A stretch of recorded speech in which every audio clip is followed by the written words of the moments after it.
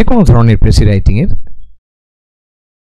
মূল ব্যাপারটা কি, আমি আমার প্রেসি ফাইনাল যখন প্রেসির কপি একজন এক্সামিনার চেক করবেন, তিনি যেটা দেখবেন সেটা হচ্ছে সেই প্রেসির মধ্যে কতটুকু প্যাসেজের সারবত্তা ফুটে উঠল, সেখানে কটা ওয়ার্ড আছে কি, এগুলো তো একটা নিয়ম নীতি, সে তো বটেই, সে তো থাকবে। তার থেকে অনেক বেশি ইম্পর্টেন্ট সেই প্রেসিটা প্যাসেজের কতটা কাছাকাছি পৌঁছতে পারলো। এটা কিন্তু একটা বিরাট ইম্পর্টেন্ট জিনিস।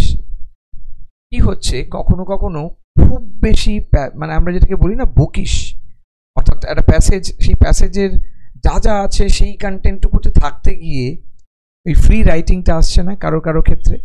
আবার কারো কারো ক্ষেত্রে যেটা হচ্ছে সেটা হচ্ছে যে অতিরিক্ত লিবারাল রাইটিং হচ্ছে, সেটা প্যাসেজের একটা অংশ বলেই মনে হচ্ছে না। এই ব্যালেন্সটা মেনটেন করার ক্ষেত্রে একটু যা সমস্যা আমাদের হচ্ছে, তো সেটা আমরা দেখে নেব। আমরা এইটুকুই শুধু করবো আজকে, আবার শরীর একেবারেই দিচ্ছে না। আমি আবার চলে আসবো তোমাদের সাথে কালকে রাত্রে, এবং কালকে রাত্রে মানে বুধবার আমি কিন্তু তোমাদের সাথে 8টায় বসবো কালকে, এবং টানা ক্লাস হবে, ঠিক আছে? অনেক একটু লম্বা ক্লাসই হবে, আমি বলেই দিলাম সেটা আগে থেকে। তো আমি ওই কারণেই প্রেসের দুটো জায়গা তোমাদের সাথে আমি দুটো করেছি। ধরো একটু বড় হলে কি হয়, একটু ছোট হলে কি হয়, বা তাতে কি আদৌ কোনো ডিফারেন্স হয়, এটা বোঝাবার জন্য আগে পড়ে নিই, ভালো করে প্যাসেজটা পড়ে নিই। তোমাদের যদি প্রেসে নিয়ে কোনো কোয়েশ্চেন থাকে আমাকে বলতে পারো যে কেউ। এটা দিয়েছে প্র্যাকটিক্যালি সৌরভ, খুব সুন্দর প্যাসেজটা। Questioning is an art and a skill to motivate the students to ask the right questions, and more importantly to help them cultivate a questioning mind coupled with a skeptical temperament are the bedrock of any educational system. তো এখানে যখনই কথাটা বলা হলো না, আমি যদি দেখি এখানে মূল বিষয়টা কিভাবে লিখেছে। প্রথমে যেটা বললো, এটা একটা আর্ট অ্যান্ড স্কিল। কি প্রশ্ন করাটা আসলে একটা শিল্প। তুমি বলো কেন স্যার প্রত্যেক কথাতেই তো প্রশ্ন করা যায় না? এখানে ইররিলেভেন্ট কোয়েশ্চেনের কথা বলেনি। এখানে যে প্রশ্নের মধ্যে দম আছে, আমরা যে পাতি কথায় বলি দম, মানে কি, the question which has a merit and potency, তার কথা বলেছে। তো বলছে two motivate the student to ask the right question, অর্থাৎ ঠিকঠাক প্রশ্ন করার জন্য ছাত্রছাত্রী যারা রয়েছে তাদেরকে আমাদেরকে কি করা উচিত, উৎসাহিত করা উচিত। and more important to help them cultivate a questioning mind, অর্থাৎ একটা মাইন্ডসেট আমার তৈরি হবে। সেই মাইন্ডসেটটা কেমন, একটা হচ্ছে কোয়েশ্চেনিং মাইন্ড, আরেকটা কি স্কেপটিক্যাল টেম্পারামেন্ট। স্কেপটিক্যাল কথাটার অর্থ আমরা অনেকেই জানি, আমরা স্কেপটিক কথাটা বলি, যদিও স্কেপটিক কথাটা এক এক জায়গায় এক এক রকম মিনিং। স্কেপটিক কথাটা মানে কি, স্কেপটিক মানে আমরা বলতে পারি এই যে ডাউটফুল, রাইট? তাহলে স্কেপটিক্যাল মাইন্ড মানে কি, a mind which loves to doubt something before accepting it. Sceptical mind, এটার একটা ন্যাস্টি দিক আছে, এটার একটা নেগেটিভ জায়গা আছে, আমরা জানি। স্কেপটিক্যাল মিনস সন্দেহ প্রবণ, এ অর্থে ইউজ করা যায়। কিন্তু এখানে না, স্কেপটিক্যাল কথাটাকে ওই সন্দেহ প্রবণ অর্থে নয়, বরং এখানে একটু অ্যাগনস্টিক দিক থেকে ইউজ করেছে। কি বলছি, অ্যাগনস্টিক মাইন্ড। অ্যাগনস্টিক কথাটা আবার ওয়ান ওয়ার্ডে আমরা একটা অর্থ পড়েছিলাম যে ঈশ্বরের অস্তিত্বে যার বিশ্বাস সম্পূর্ণ আছে তাও নয়, আবার নেই তাও নয়। তো তাদেরকে আমরা দেখেছিলাম Agnostic, one who is indifferent about the existence of god. সেটা যেমন মানে, বা বাংলায় হয় সংশয়বাদী, মানে সে ডাউট করে। তো তার ভালো দিকটা নিয়ে কথাটা বলেছে। স্কেপটিক টেম্পারামেন্ট তাদের মধ্যে থাকতে হবে। তো এই দুটো ব্যাপার ছাত্রছাত্রীকে এরকম একটা মাইন্ডসেট যদি আমরা তৈরি করাতে পারি, তো বলছে সেটাই হচ্ছে কি খুব ইম্পর্টেন্টলি বলেছে bedrock of any educational system. অর্থাৎ সে এডুকেশন যাই হোক না কেন, আমি যদি প্রশ্ন করাতে না পারি তাহলে সেটা আমার failure. In classrooms where there are no questions. There is only a passivity and information is consumed mechanically. যে ক্লাসরুমে প্রশ্ন করা হয় না বা প্রশ্ন করার সুযোগ পাওয়া যায় না, সেখানে কি থাকে? অনলি প্যাসিভিটি, একটা নিষ্ক্রিয়তা থাকে। আর কি থাকে? An information is consumed mechanically, অর্থাৎ যাবতীয় তথ্য আমরা কি করি? যন্ত্রের মতো শুধু গিলে যাই। In such a docile environment, docile environment কেন কথাটা বললো? কারণটা কি? এখানে অ্যাকচুয়ালি ডোসাইল কথাটার মানে তো শান্ত।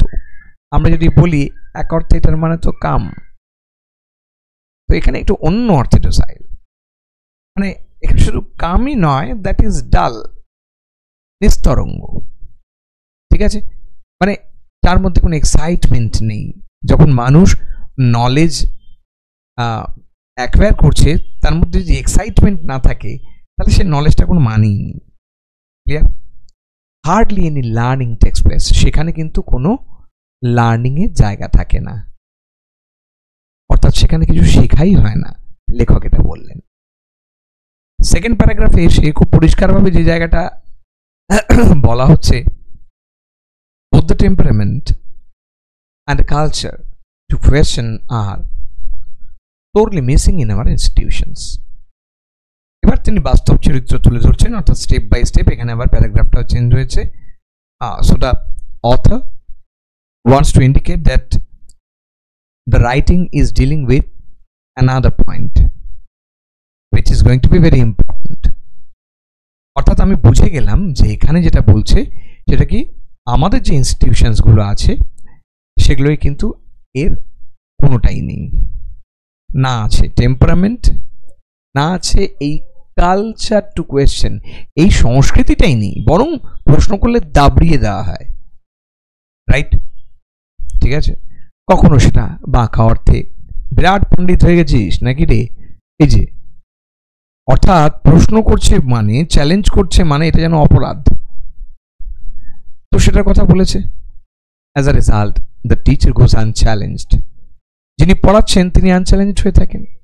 And what he or she puts across is rarely criticised, অর্থাৎ তিনি আমাদের সামনে যা যা রাখছেন সেটা কি হচ্ছে? That is rarely criticised. কথাটাকে ভার্ব হিসেবে ইউজ করেছে, খেয়াল রাখবে। আমরা সাধারণত কি জানি? খেয়াল করবে, আমি বারবার বলছি, এই যে ক্রিটিসাইজ ভার্ব, আবার ক্রিটিসিজম নাউন। তাহলে খেয়াল করো, ভার্বের জায়গা ক্লিয়ার, নাউনের জায়গা ক্লিয়ার। এবার আমি যদি বলি ক্রিটিক, এটা আবার নাউন, বলো তো এই দুটো নাউনের ডিফারেন্সটা কি?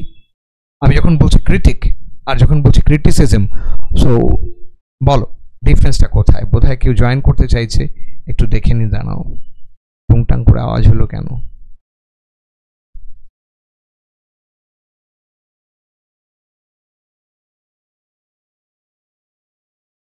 add people, admit all, admit, right, হ্যাঁ লিপিকা জয়েন হয়েছে, ফাইন। যেটার কথা আমরা বলছিলাম সেটাতে আরেকবার চলে যাব, আমরা ঠিক যেখানে ছিলাম। আমাকে একটু বলো যে দুটোর মধ্যে কি মিনিং এর ডিফারেন্স আছে, সেটা একটু বলো।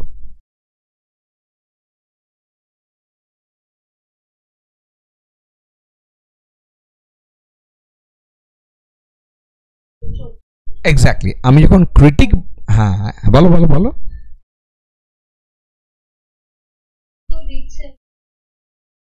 রাইট, মানে এই exactly, criticism is a culture, criticism is a thing we are talking about, and a critic is a person who criticizes.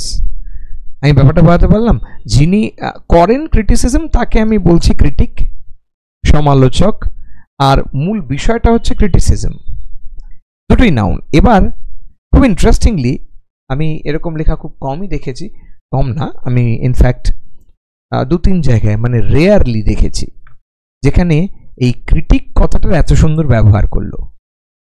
এখানে আবার করলো কি, আমার কাছে যেটা নাউন ছিল সেটাকেই ফার্দার ইউজ করলো। ক্রিটিকড অর্থাৎ এখানে আবার ভার্ব করা হলো, মানে হলো ক্রিটিসাইজড। আশা করি এটার মানেটা আমি বুঝতে পারছি কি বলতে চাইছি। এই ক্রিটিক কথাটা বলা হলো, মানে হচ্ছে রাইট, অর্থাৎ এই যে হি অর শি পুটস অ্যাক্রস, মানে যেটাই সে পুট অ্যাক্রস করে, যেটাই সে আমাদের সামনে রাখে, ইজ রেয়ারলি ক্রিটিসাইজড। সেটা কিন্তু তার কোনো, সেটা নিয়ে তর্ক হয় না, সেটাকে কেউ চ্যালেঞ্জ করে না, সমালোচিত হয় না। ঠিক আছে, তাহলে আশা করি এই জায়গাটুকু বুঝতে পারলাম কি বলতে চাইছি। পরেরটা, what is prescribed in the curricula and presented in textbooks is consumed implicitly by naive minds. যা কিছু আমাদের কারিকুলামে থাকে, যা কিছু ওই যে বইতে আমাদের সামনে দেওয়া হয়, সেটা গোগ্রাসে গেলা হয়। এখানে কনজিউমড কথাটা মানে নিশ্চয়ই বুঝতে পারছি, মানে লার্নড, সেটা শেখা হয়। কিভাবে শেখা হয়? implicitly by naive minds. implicitly বলতে এখানে ঠিক কি বোঝাচ্ছে? মানে not explicitly, বিশদে নয়, ঠিক সেটা যেমন তেমনই, জাস্ট একটা লাইক আ হিন্ট আমরা শিখে নিচ্ছি। by naive minds, এই যে কাঁচা মন, কচি মন, নতুন মন, naive কথাটা আমরা পেয়েছি সহজ সরল, naive কথাটা মানে credulous, রাইট? ঠিক আছে, মানে যে বিলিভ করতে ভালোবাসে, ওয়ান হু অ্যাকসেপ্টস, সেটাকে আমরা বলি। তাহলে নেইভ মাইন্ডস, একটা কাঁচা মন, তুমি যা দিচ্ছ সে নিয়ে নিচ্ছে, সে কোনোদিন চ্যালেঞ্জ করতেই শেখেনি, রাইট?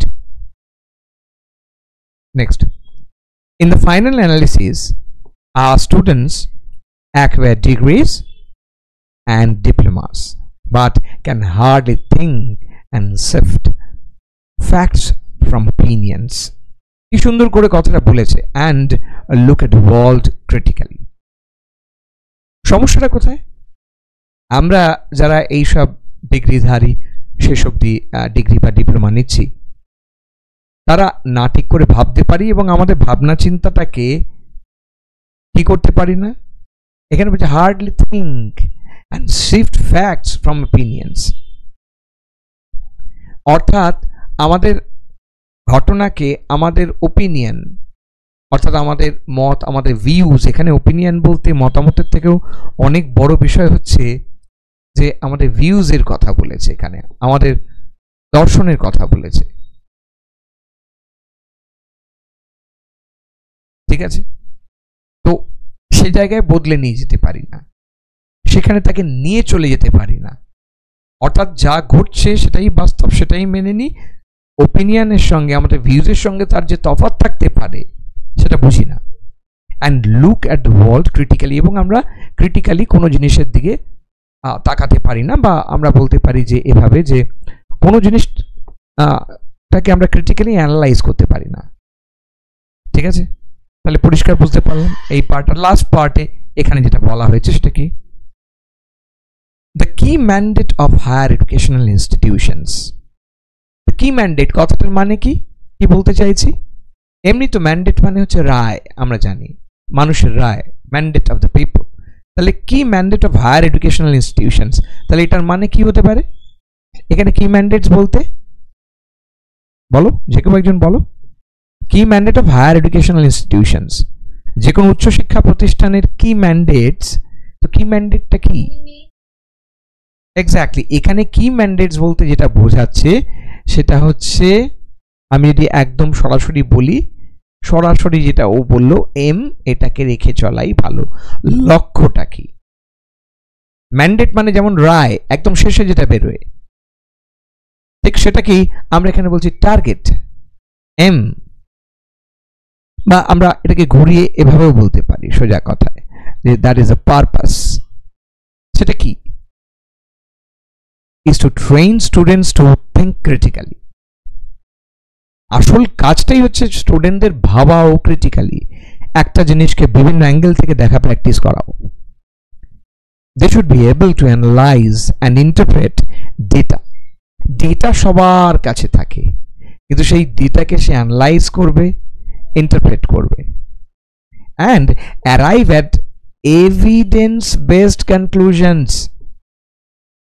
এই সমস্ত কিছুকে ব্যাখ্যা করে শেষে এমন একটা সিদ্ধান্তে পৌঁছবে যে সিদ্ধান্তটা কি এভিডেন্স বেসড, অর্থাৎ সেটা সঠিক হতে প্রায় বাধ্য। ক্লিয়ার? পুট ডিফারেন্টলি, আমরা যেটা অন্যভাবে ভাবি, এই যে কথা লেখার কায়দা, colleges and universities should encourage their students to question just about everything so that they do not take anything for granted. লেখক আরেক কদম আগে এগিয়ে বলছেন, আমরা যদি ব্যাপারটাকে আরেকটু অন্যভাবেও নিই, তাহলে যদি বলি মূল কাজটা কি কলেজ ইউনিভার্সিটির? সব কিছুকে সন্দেহ করো, সব কিছুতে প্রশ্ন করো, প্রায় সব কিছুতে, so that they do not take anything for granted. তারা কোনো জিনিসকেই যেন চলো ঠিক আছে মেনে নেওয়ার বিষয় মেনে নিলাম, এরকম মাইন্ডসেট যেন তৈরি না হয়। তাহলে আছে অনেকগুলো বিষয়, 185 ওয়ার্ডস, কিন্তু খেয়াল করে দেখি বিষয়টা এমন কিছু নেই যেটার জন্য আমাদের মারাত্মক ভয় পেতে হবে বা অনেক কিছু লিখে ফেলতে হবে। তোমাদের লেখা আমি আসবো কালকে। আজকে যেহেতু আমার প্র্যাকটিক্যালি শারীরিকভাবেই আমি একেবারে ক্লান্ত, জল ঠেলে ঠেলে, আমার তো মনে হচ্ছিল ঘাটালে আছি বোধহয়, নৌকো চললেও খারাপ হতো না। যাই হোক, চলো আসল, হ্যাঁ প্রচন্ড জল মানে স্টেশনের সামনে যদি বলি নিচে যে ওই আন্ডারগ্রাউন্ডটা আছে ওখানে জল প্রচন্ড, ঠিক আছে। এবার ওখান থেকে বেরোলে আবার জল কম। ধরো আমাদের যেখানে পড়ানো হয় সেখানে হচ্ছে ওই তোমার পায়ের পাতার একটু ওপরে উঠবে জল, ঠিক আছে, মানে জুতো টুতো তো ভিজবেই, মোজা হাইটে জল। সেখানে যে খুব জল আছে তা নয়, কিন্তু আমার বাড়ির যে সামনে সেখানে ওরকমই জল, ওই মোজা হাইটে জল, এখন নেমে গেছে। কিন্তু আমি দেখলাম তথাকথিত উন্নত জায়গাগুলো, নিউ টাউন, রাজারহাট আর বাবা চিনার পার্ক, তো অ্যাকোয়াটিকা ছেড়ে দাও, মানে এরকমও যে হতে পারে আমি ভাবিনি। যাই হোক, এই বৃষ্টি না, পরিস্থিতি শহরের দিকে, গ্রামে শুনছি খুব একটা বৃষ্টি হয়নি। আমি জানি না, কুন্তল তো আমাকে বললো যে জয়নগর নামখানার দিকে খুব একটা তেমন হয়নি, হয়েছে বিশেষ কিছু নয়। তো যাই হোক, এই হচ্ছে পরিস্থিতি। ফলত আমি প্রথম যেটা তোমাদের সঙ্গে শেয়ার করব, দুটো কপি আমি করেছি, তোমরা নিজেদের একটু অভিমত দেবে, আমি আবারও বলছি, ঠিক আছে। আমি টাইটেল ইচ্ছে করে ছেড়ে রেখেছি, টাইটেল লেখা আছে, ওটা নিয়ে পরে ডিসকাস করব। এখানে লিখছি, asking pertinent question to the right authority is an art that needs nourishment from the very beginning of one's schooling. এখানে প্রায় 2-3টে পয়েন্ট একসাথে রাখলাম। বললাম যে asking pertinent question অর্থাৎ প্রাসঙ্গিক প্রশ্ন করাটা এটা একটা শিল্প। কার কাছে? টু দ্য রাইট অথরিটি, অর্থাৎ ঠিকঠাক লোকের কাছে প্রাসঙ্গিক প্রশ্ন করাটা একটা শিল্প, যেটা যার নারিশমেন্ট দরকার, অর্থাৎ যেটাকে লালন পালন করতে হয়, যেটাকে জিয়ে রাখতে হয় from the very beginning of wands schooling, অর্থাৎ বিদ্যালয় শিক্ষা, আমাদের স্কুলিং, তার একেবারে শুরু থেকেই সেটাকে আমাদের যত্ন করে লালন পালন করতে হয়। এখানে খেয়াল করে দেখবে আমি ফার্স্ট পারসন অ্যাভয়েড করেছি, এত উই, আই, আর অ্যাভয়েড করে গেছি, বিতর্কিত বিষয়ে যাব না। When a learner succumbs to the lesson, এইটুকু পড়লে মনে হবে এটা তো ভালো জিনিস। আমি বললাম যখন একজন শিক্ষার্থী কি করে, succumbs to the lesson, succumbs মানে হচ্ছে সারেন্ডার, ঠিক আছে। এখানে succumbs কথাটা মানে যে সঁপে দেয় নিজেকে, যে সারেন্ডার করে দেয়। তো শুনেই বলবে স্যার ভালো তো, পঠন পাঠনের প্রতি নিজেকে সঁপে দিচ্ছে, তো ভালো কথা না। এখানে একটু অন্য অর্থে লিখেছে, succumbs to the lesson without cross question, ঠিক আছে। এখানে একটা হাইফেন হবে, সেটা দেওয়া হয়নি, যাই হোক, without cross question, right? He practically compromises with his analytical skills. যে শিক্ষার্থী কোনো রকম চ্যালেঞ্জ ছাড়া তার লেসনকে শুধুমাত্র পড়ে নিচ্ছে, শিখে নিচ্ছে, সে আসলে কম্প্রোমাইজ করছে, সমঝোতা করছে কিসের সাথে? তার অ্যানালিটিক্যাল স্কিলসের সাথে। কোনোদিন ডেভেলপ করবে না অ্যানালিটিক্যাল স্কিলস, কোনো ব্যাখ্যা, কোনো ইন্টারপ্রিটেশন আসবে না। মেজর জিনিস বলা হয়ে গেল। তারপরে কি বললাম? Majority of the institutions fail, যেটা বললাম next point, fail to develop the culture of challenging conventional teaching or ideas. অর্থাৎ আমাদের দেশের অধিকাংশ ইনস্টিটিউশনে কি হয়? They fail to develop the culture of challenging, অর্থাৎ এটা তো একটা কালচার যেটা ওখানেও লিখেছে, এই সংস্কৃতিটাই নেই যে culture of challenging conventional teaching or ideas. অর্থাৎ আমি যেটা পড়ছি গতানুগতিকভাবে, আমি যেভাবে শেখাচ্ছি বা যা শিখছি তাকে চ্যালেঞ্জ করার সংস্কৃতি আমাদের মধ্যে তৈরি হয়নি। কোনো মেজর ইনস্টিটিউশন, কোনো ইনস্টিটিউশনই এটা করতে চায় না। The degrees of universities are merely rhetoric. আমাদের ইউনিভার্সিটির যে ডিগ্রিগুলো রয়েছে সেটা শুধুমাত্র আলংকারিক, মেয়ারলি মানে অনলি আলংকারিক একটা ব্যাপার। Unless a scholar resorts to criticism, যতক্ষণ না অবধি একজন স্কলার, একজন যিনি শিখছেন, তিনি ক্রিটিসিজমের প্রতি নিজেকে আসক্ত করছেন, ক্রিটিসিজমের আশ্রয় নিচ্ছেন, which helps ultimately to build a liberal mind, যেটা শেষ অবধি একটা স্বাধীন মন বা কি বলবো একটা লিবারাল মাইন্ড, স্বাধীন চিন্তা মন বা মনন গড়ে তুলতে পারে। এটা লিখলাম। এটা লিখতে আমার লাগলো 73 ওয়ার্ডস। আমার যে জায়গা ছিল 185, তাহলে সেখানে হওয়ার কথা কত একটু ভেবে দেখো। তাহলে সেখানে 60, 65, 70, তার থেকে কিন্তু একটু বেশি হলো। আচ্ছা, এমনি তোমাদের আমি জিজ্ঞেস করছি, প্রথম পার্টটা তোমরা পড়লে হাউ ডু ইউ ফিল, মানে ধরো আমি যদি তোমাদের জিজ্ঞেস করি, আমি লিখেছি পরীক্ষার্থী, তো যাই হোক, ফ্রিলি আমাকে বলো যে এখানটার কোন জায়গাটা তোমাদের কেমন লাগলো, বা লজিক্যালি সেটাকে অ্যারেঞ্জ করা আদৌ হলো কি না, কি মনে হচ্ছে তোমাদের? যার যেটা মনে হচ্ছে বলো, কোনো অসুবিধা নেই তো। মানে আমি মাঝে মাঝে একটু ওই উল্টো দেখি, দেখাটা খুব জরুরি। ওই যে বললাম এখানে প্যাসেজে যেমন লিখেছে আর কি, ক্রিটিসিজমটা খুব ইম্পর্টেন্ট।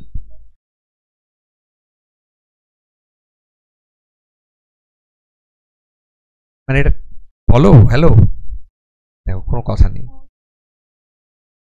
না না, ভালো, আর আমি ভালো শোনার জন্য বলিনি, আমি বলছি যে তোমরা যা ভেবেছো আর আমি যা লিখেছি মোটামুটি একই নাকি একটু আলাদা?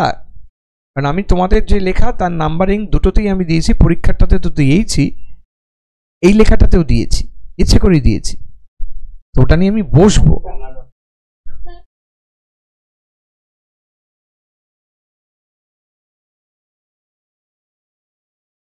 আমি ওইটা এই যে খুব একটা ইম্পর্টেন্ট কথা বলছে, কন্টেন্ট রিচ কথাটা এখন খুব উঠেছে মার্কেটে, তো আমি ওইটা একটু বলি যে তোমরা যেটা করেছো সেটা লিখেছো, সবাই ট্রাই করেছে, লিখেছে। এবার যেহেতু দেখেছো 185 ওয়ার্ডস, তাহলে বোধহয় অনেক কিছু লেখা যায়। হ্যাঁ, অনেক কিছু লেখা যাবে, সেটা নিয়ে কোনো ডাউট নেই, কিন্তু লেখাটা প্রিসাইজড হতে হবে, এই প্রিসিশনটা আনতে হবে লেখার মধ্যে। আমি যেটা ব্যক্তিগতভাবে ফিল করেছি, আবার কেউ কেউ ভালো লিখেছে কিন্তু সেটা লিখতে গিয়ে আবার মনে হচ্ছে না এটা একটা আলাদা লেখা।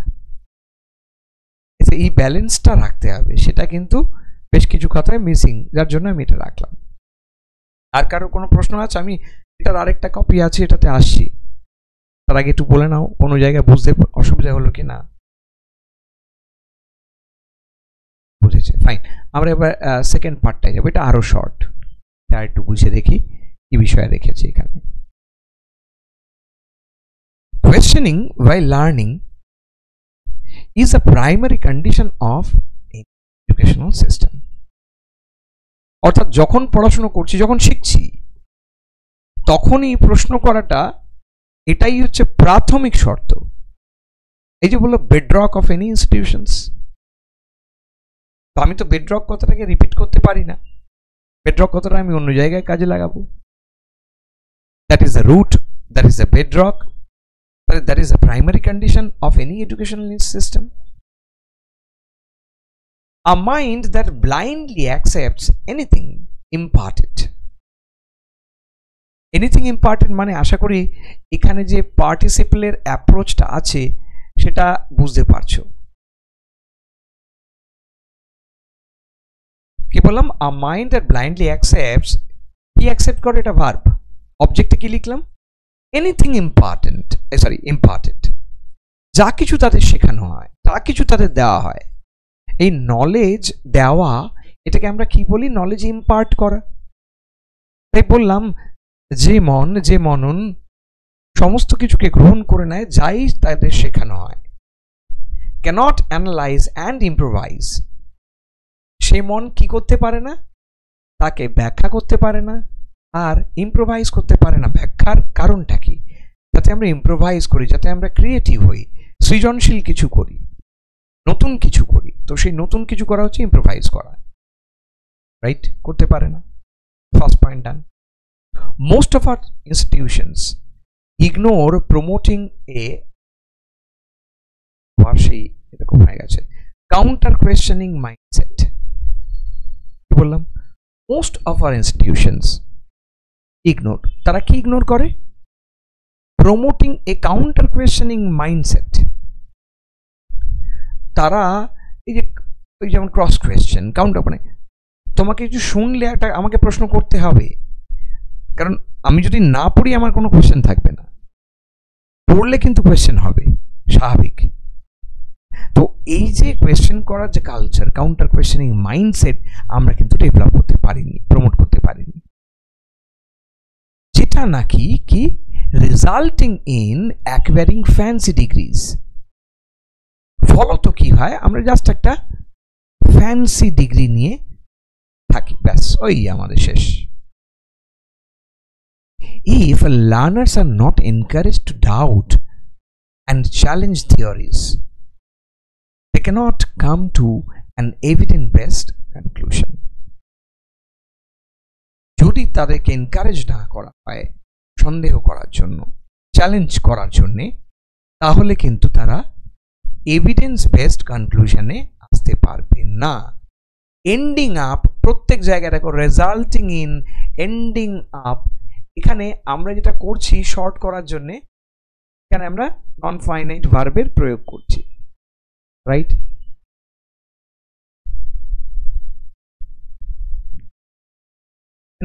আনপ্রোডাক্টিভ নুইসেন্স, যেটা নাকি শেষ অবধি কি করে? একটা গঠনমূলক নয়, যেটা আনপ্রোডাক্টিভ, অর্থাৎ কি বলবো, ইনএফেক্টিভ, অফলপ্রসূ একটা কিছু নুইসেন্স তৈরি করে। নুইসেন্স মানে তোমরা জানো, কি আর বলবো, এটা ঠিক নুইসেন্স কথাটার বাংলা বলা বড্ড অসুবিধাজনক আর কি, মানে জগঝম্প একটা তৈরি করে, কিছুই হয় না শেষ অবধি। আরো শর্ট হলো 62 ওয়ার্ডস অ্যান্ড পারফেক্টলি রিচড। তো আমি এই জায়গাটা লিখলাম তোমাদের সাথে শুধু বোঝানোর জন্য যে এই বিষয়টা। এবার হ্যাঁ, তোমাদের লেখাগুলোর মধ্যে যে খামতি বা বিষয় রয়েছে ওটা নিয়ে কালকে আমি রাত্রি 8টায় আরেকবার বসবো। সেই লেখার মধ্যে, লেখা খারাপ আমি বলছি না, কিন্তু আমি লেখায় নাম্বারিং করেছি ওই কারণেই, যাতে বোঝা যায় যে লেখাটা কোন জায়গায় এসে পৌঁছেছে। তো আমি জাস্ট এইটুকুকেই বললাম আজকে, এইটুকুর কথা মাথায় রাখবে, এর মধ্যে দিয়ে আমরা যাব, ব্যাস। এর আর কিছু আমার তেমন বলার নেই, জিনিসটা করে দেখালাম। তোমাদের যেটা দিয়েছি আগের দিন সেটারও বিষয় রয়েছে, সেটাও আমি কালকেই একবারে ডিটেলসে আসবো, ঠিক আছে? আর এই ক্লাসটারও রেকর্ডিং আছে, আমি এক্ষুনি রেকর্ডিং পাঠিয়ে দিচ্ছি। আচ্ছা, কাজ করতে হবে, রেকর্ডিংটা আমাকে কোনো একটা, আচ্ছা না দরকার নেই, এতে ইউটিউবে লোড করে দিলেই তো তোমরা দেখতে পাবে, তাহলেই তো হয়ে গেল, ঝামেলা শেষ। ঠিক আছে, অসুবিধা নেই, আমি ইউটিউবের লিঙ্কটাই পাঠিয়ে দিচ্ছি লোড করে, সবচেয়ে ভালো হয়ে গেছে। তোমাদের সব কটা কপি চেকড, ইভেন তোমরা যে ইয়েটা দিয়েছো, মানে প্রেসিটা দিয়েছো, সবার প্রেসিতে আমি নাম্বার দিয়েছি, একজনই শুধু প্রেসি দেয়নি, বাকি সবাই দিয়েছে, আমি নাম্বারও সেখানে অ্যালার্ট করে দিয়েছি, ঠিক আছে? সেটা একটু দেখে নেবে, দেখে আমি কালকে সেটা ইয়ে করে দেবো, সবার সামনে গেলেই বুঝতে পারবে। কালকে প্রথম যেটা করব সেটা হচ্ছে যে নতুন যে দুটো আছে, অর্থাৎ ট্রান্সলেশন যেটা পরীক্ষা নিয়েছি, ট্রান্সলেশন আর প্রেসি, সেটা আমি বলে দেবো। বলে তারপর তোমাদের রেজাল্টগুলো আমি পাবলিশ করে দেবো, দিয়ে দেবো। দিয়ে দেওয়ার পর আমি বিষয়টা তোমাদের সঙ্গে রাখবো, তাহলেই বুঝে যাবে। এটা তো প্রাথমিক, সবে শুরু করলাম আমরা এরমভাবে ফরম্যাটে পরীক্ষা দেওয়া। নেক্সট দিন আবার যখন আমরা মিট করবো আবার এই একই পরীক্ষা হবে, তো সেটা যেন খেয়াল থাকে। ওরকম প্রেসি শিট প্রোভাইড করে দেবো এবং তার মধ্যে ওই পরীক্ষা তোমাদের চলতে থাকবে, ঠিক আছে? আর কারো কোনো কোয়েশ্চেন?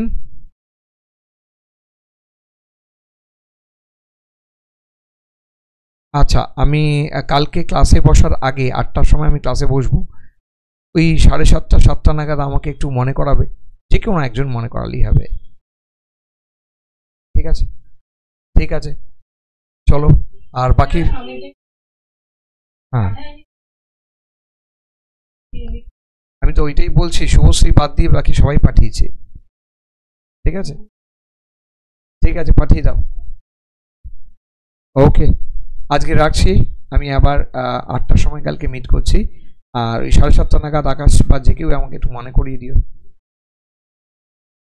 ওকে, ওকে, চলো, গুড নাইট।